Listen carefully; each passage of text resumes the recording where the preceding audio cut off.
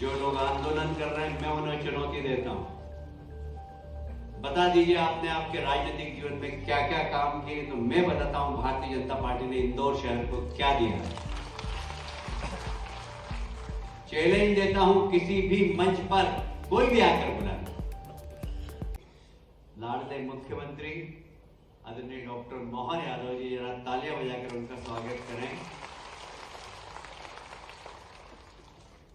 तुलसी भैया आज बहुत स्मार्ट लग रहे हैं, देखिए आप क्या मैचिंग जैकेट है उनकी, जैकेट भी बड़ी मैचिंग वाली है।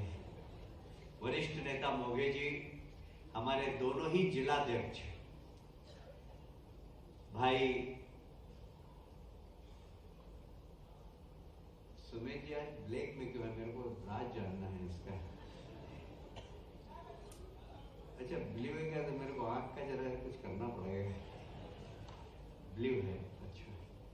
तो सुमित जी, श्रवण जी, मधु भैया, रमेश जी, मालिनी भाभी, महेंद्र जी, मनोज जी, हरिनारायण यादव जी, बबलू जी और हमारे प्रशांत जी, मंच के लिए जरा सबके लिए ताली बजा दीजिए।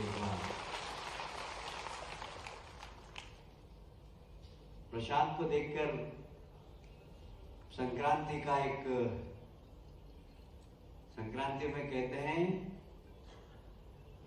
तिल गुड़ गया और गुड़ गुड़ बोला तिल गुड़ गया और गुड़ गुड़ बोला। इसका संदेश कि आप जैसे जैसे सूर्य भगवान का तेज बढ़ता है तिल तिल कर, सूर्य भगवान का तेज तिल तिल कर बनता है, पर आप सबका तेज बहुत तेजी से बढ़े, यही मेरी शुभकामना है। मैं अभी माननीय मुख्यमंत्री जी से बात कर रहा था कि ये जो नर्मदा जी का चौथा चरण आया है, जब मैंने होश संभाला था तो नर्मदा लाओ आंदोलन इस शहर में चालू हुआ था। ये है 65 के दशक की बात, 60 के दशक की बात। और 66 में इंदौर में अकाल पड़ा था। हमारे पास स्रोत सिर्फ सिरपुर था, ये दोनों तीनों तालाब थे, बिलावली, यशवंत सागर था और बाकी सब कोई बावड़ी थे। पर 66 में सब सूख गए और इंदौर खाली होने वाला था। उस वक्त मुझे याद है कि एकदम जल संकट की स्थिति आई, तो लोगों ने कहा कि इसके ऊपर विचार करना चाहिए, इंदौर को कैसे बचाएं। तो वाटर लेवल बहुत नीचे चला गया, नर्मदा लाना चाहिए।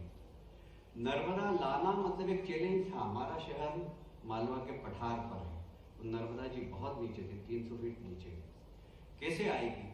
बहुत सारे विद्वान जन से बात हुई।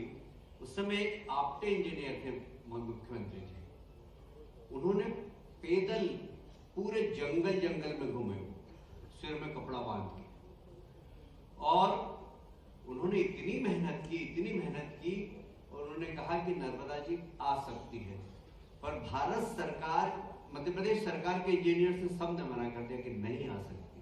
उस समय प्रकाश चंद्र सेठी जी मुख्यमंत्री हुआ करते थे, हम लोग शाखा में जाते थे। एक सर्वदलीय समिति बनी थी। अभ्यास मंडल का नाम किन किन लोगों ने सुना है? आप लोगों ने सुना है। अभ्यास मंडल ने उसको लीड किया और उस समय अभय चैलानी जी नई दुनिया देखते थे। भास्कर का प्रवेश नहीं हुआ था यहाँ। उस समय सिर्फ 3 अखबार थे प्रमुख रूप से जिस पर चर्चा होती थी, इंदौर समाचार, नई दुनिया और स्वदेश।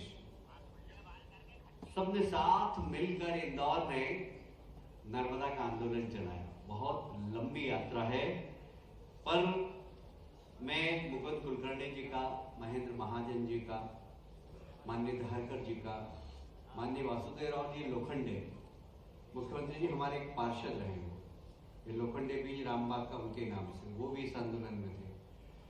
हम लोग संघ की शाखा में जाते थे। मैं मुख्य शिक्षक था बजरंग नगर शाखा का, तो बाबू विजय विक्रम सिंह जी वो बीएमएस के कार्यकर्ता में थे, तो शाखा में लगाते थे। उन्होंने कहा यह सर्वदलीय आंदोलन है, इसलिए सब स्वयंसेवक घर घर जाकर हस्ताक्षर कराएंगे। पूरे इंदौर के लोगों ने उस वक्त एक एक घर में हस्ताक्षर किए। एक एक घन हस्ताक्षर किए।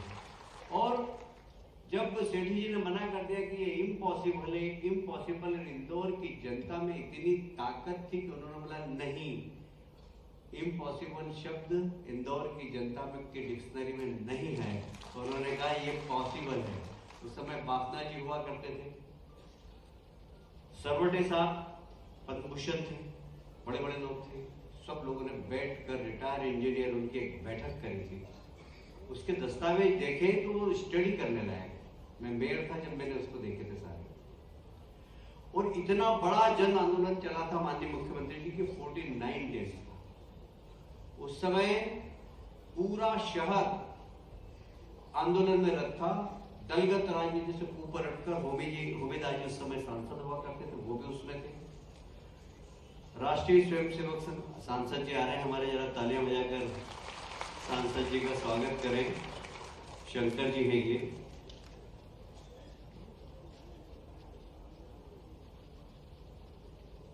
आप मेरी जगह बैठ जाओ सर, आप मेरी जगह बैठ।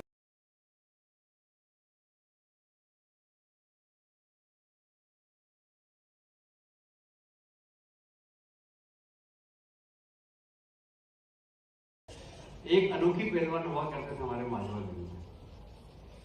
उन्होंने, मुख्यमंत्री जी, जब तक नर्मदा जी नहीं आएगी जब तक मैं खड़ा रहूंगा। नंद भैया पहाड़िया जी आपके बाप से उधर के थे, जहां पुलिस चौकी बनी है वहां। और झूले पे वो खड़े रहे, मेरा ख्याल है 50 दिन तक। पहले 2 पैर पे खड़े थे, उसके बाद 1 पैर पे खड़े हो गए। और वही खड़े खड़े झूले पे ही सोते थे। उनको देखने के लिए पूरे मालवा के लोग आते थे। अनोखी पहलवान। जब नर्मदा जी आई उसके बाद वो बैठे। मतलब इस नर्मदा जी को लाने में बहुत ताकत लगी और पूरी इंदौर शहर की जनशक्ति लगी जब जाके पहला चरण आया था।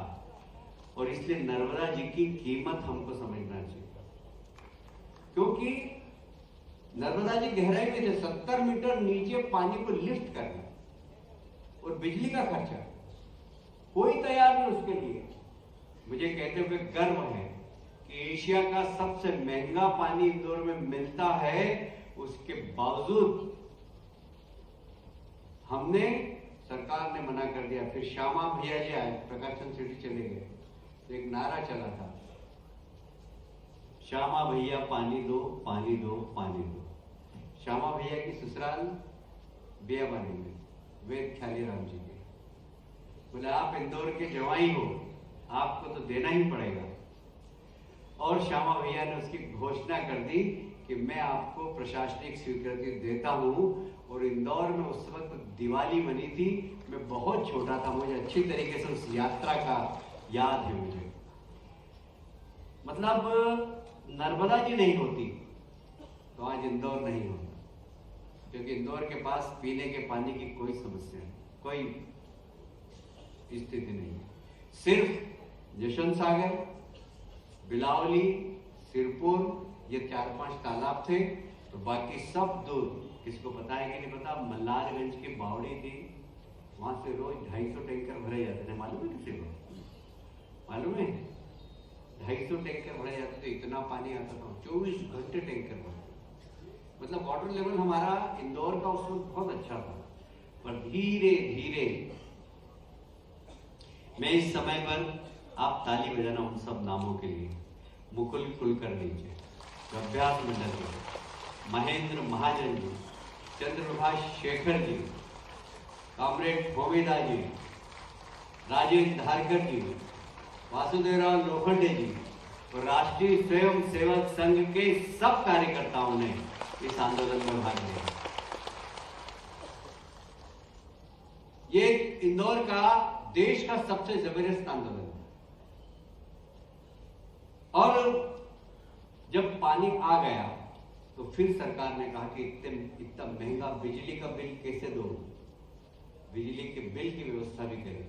बहुत लंबी यात्रा है पर आपको भी जाना है, इसलिए मैं बहुत शार्ट में बताता हूं। हमारे महापौर जी ने, अभी बिजली का बिल कितना आता भाई? 30 करोड़ रुपए महीना। महापौर जी ने ग्रीन एनर्जी के माध्यम से वहां पर सोलर पैनल लगाकर 5 करोड़ रुपए की बिजली कम की है इंदौर की। जरा तालियां बजाकर महापौर जी का स्वागत करें। देखिए, चुनौतियां हमेशा आती हैं, चुनौतियां थी, चुनौतियां है और चुनौतियां आएगी, पर उससे जूझने की शक्ति चाहिए। एक दूसरे की बुराई करने से चुनौतियों से निपटा नहीं जा सकता। जो लोग आंदोलन कर रहे हैं, मैं उन्हें चुनौती देता हूं, बता दीजिए आपने आपके राजनीतिक जीवन में क्या क्या काम किए, तो मैं बताता हूं भारतीय जनता पार्टी ने इंदौर शहर को क्या दिया। चैलेंज देता हूं, किसी भी मंच पर कोई भी आकर बुला ले। मैं पत्रकार मित्रों से भी कहना चाहता हूं, आपकी पीढ़ी ने कुछ देखा नहीं। उस समय राहुल बारपुते बहुत बड़े पत्रकार हुआ करते थे। राजेंद्र माथुर साहब, जिनका श्रद्धा से नाम लिया जाता है, वो इस आंदोलन में पीछे से बैकबोन करके पर काम करते थे। ये नर्मदा जी ऐसे नहीं आई, ये शहर ऐसे विकसित नहीं हुआ। बिना नर्मदा के आप कल्पना कर लीजिए कि क्या इंदौर हो सकता था, क्या इंदौर खाली हो जाता। आज अगर इंदौर शहर है तो नर्मदा जी के कारण, और उसके बाद से इस इंदौर शहर को संवारा है। तो इंदौर की जनता ने भारतीय जनता पार्टी को आशीर्वाद दिया, तब जाकर आज इंदौर एक बेहतरीन शहर हुआ। एक घटना को लेकर आप इंदौर की जनता की बदनामी कर रहे हैं। एक घटना को लेकर आप इंदौर के हमारे सफाई कर्मियों का मजाक उड़ाते हैं। आपके घर की मां, बहन, बेटी कोई रात को 2 बजे निकल के सड़क पर सफाई कर सकती है क्या? ये इंदौर के हमारे सफाई कर्मी हैं जो अपनी महिलाओं को इंदौर साफ करने के लिए रात को 2 बजे भी भेजते हैं। ये इंदौर शहर, उनका आप माहौल करते हो। शर्म आना चाहिए तुमको ये बोलने के पहले कि हमने गलत दस्तावेज दिए। ये इंदौर की जनता का अपमान है। रोज सुबह आप उठो, मैं योगा करता हूं, कचरे की गाड़ी निकलती है, गाना बजाते हुए। सब महिलाएं घर के बाहर आती है, 2-3 कनस्तर लेकर कचरे का, और उसमें डालती है।